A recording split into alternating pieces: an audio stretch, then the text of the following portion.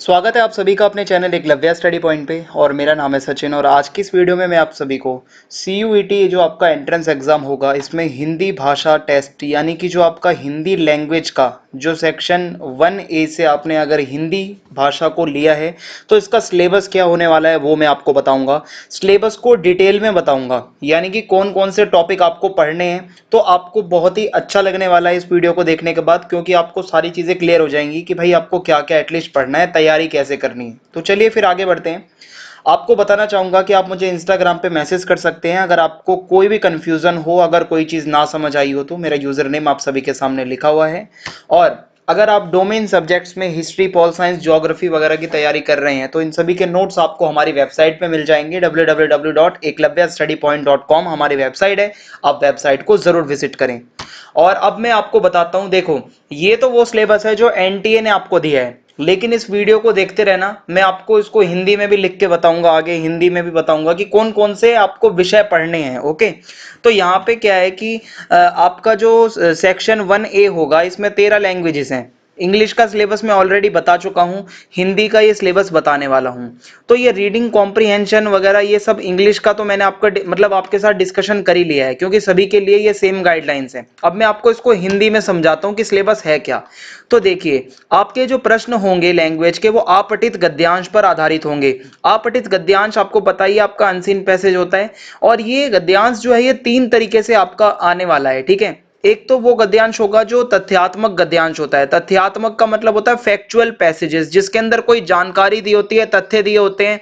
कोई आपको वहां पे ऐसा हो सकता है कि कोई मतलब डायग्राम्स वगैरह बना के दिए गए हो या कोई चार्ट दिया गया हो। ठीक है, और मतलब जिसमें कुल मिला के कहने का मतलब है जिसमें कोई तथ्य दिए गए हों, तो आपको उनके आधार पर उसको पढ़ के और प्रश्नों का उत्तर देना होगा। दूसरे तरीके का जो गद्यांश है वो है कथात्मक। अब कथात्मक का मतलब क्या होता है कि इसमें आपको कोई कहानी के आधार पर प्रश्न पूछा जा सकता है। वो अपठित गद्यांश के अंदर कोई कहानी दी गई होगी, उसमें किरदार होंगे या पात्र दिए गए होंगे, कैरेक्टर्स होंगे उसमें, और कोई भी कथा के आधार पर आपसे प्रश्न पूछे जा सकते हैं। वो गद्यांश को पढ़कर ही आपको उत्तर देना है। किसी मान लो किसी व्यक्ति के जीवन की घटना का वर्णन किया हुआ है इसमें, कि वो भाई अगर कहीं मतलब उसके साथ कुछ घटना घटी थी वो सब उसमें बता दिया गया, तो ये सारा क्या है कि हमारा कथात्मक गद्यांश के अंदर आ जाता है। तो इसकी प्रैक्टिस आपको करनी होगी, जब भी आप इसमें मतलब महारत हासिल कर सकते हैं।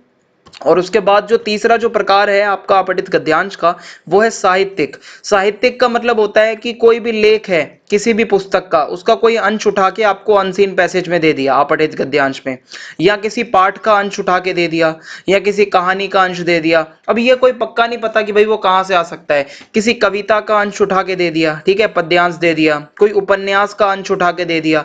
तो इसमें क्या है कि कोई साहित्यिक कोई भी मतलब ऐसा लेख है या कोई पाठ है, कहानी है, उपन्यास है, उसका अंश आपको दे दिया जाएगा और फिर आपको उसी के आधार पर प्रश्नों का उत्तर देना होगा। सो ये तो हमारी बात हो गई आपठित गद्यांश की। अब इसके बाद और भी आपका सिलेबस है। अगर आप यहाँ पे देखोगे ना, वर्बल एबिलिटी वगैरह, अब इसको हिंदी में क्या कहते हैं पहले तो ये समझ लो आप। ठीक है, सो इसके अंदर अगर आप जाओगे तो डिटेल्ड सिलेबस में आपको बता देता हूं कि आपको हिंदी लैंग्वेज के अंदर क्या क्या पढ़ना है।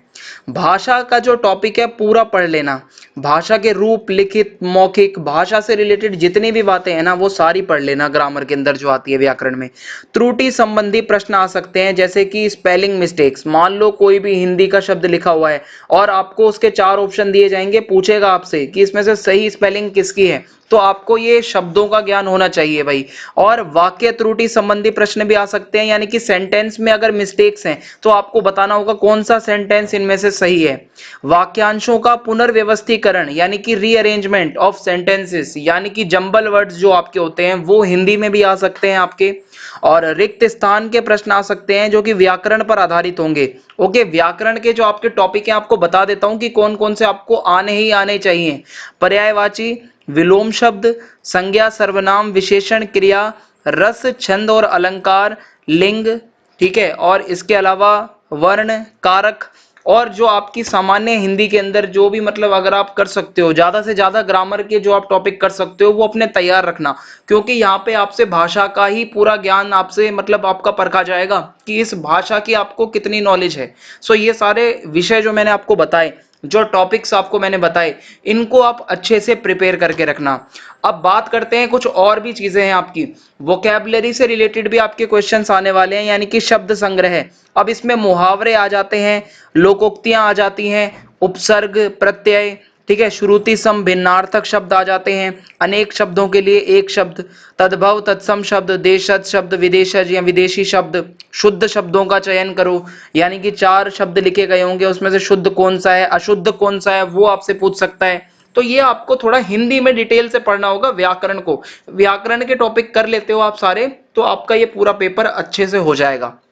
तो ये तो डिटेल में आपको मैंने बता ही दिया है। बाकी भाई आप ग्रामर की प्रैक्टिस कर सकते हो, और ये भाई जैसे इंग्लिश की वोकेबलरी बढ़ाने के लिए न्यूज़पेपर होता है, आप हिंदी के लिए भी न्यूज़पेपर्स वगैरह को देख सकते हो, ठीक है। अगर हिंदी के न्यूज़पेपर आप पढ़ते हो या हिंदी की रीडिंग कर सकते हो आप किताबों की, या मतलब आप अगर नॉर्मल प्रैक्टिस भी करते हो अगर व्याकरण की, तो भी आपकी बहुत ज़्यादा मजबूत हो जाएगी। अब इसके लिए आपको जो चाहिए वो भाई प्रैक्टिस ही प्रैक्टिस है, क्योंकि उसके बिना तो कुछ हो नहीं पाएगा। तो आप इसको आज ही से करना शुरू कर दीजिए। अगर आपके जब बोर्ड एग्जाम खत्म हो जाए तो बिल्कुल आप स्टार्ट हो जाना। और यही था आपका पूरा हिंदी का जो सिलेबस है, जो मैंने आपके सामने डिकोड कर दिया है, जो कि एनटीए ने कुछ इस तरीके से छोटा सा दिया था बस इंग्लिश में लिख के, मैंने आपको हिंदी में भी अंदर बता दिया है कि क्या क्या चीजें आपको पढ़नी है। तो अगर आपको वीडियो अच्छी लगी हो तो आप चैनल को सब्सक्राइब कर देना, और ज्यादा से ज्यादा वीडियो को लाइक कर दीजिए, और कमेंट करके जरूर बताएं वीडियो कैसी लगी। ज्यादा से ज्यादा वीडियो को अपने दोस्तों के साथ शेयर कर दीजिए। जय हिंद, जय भारत, बहुत बहुत धन्यवाद।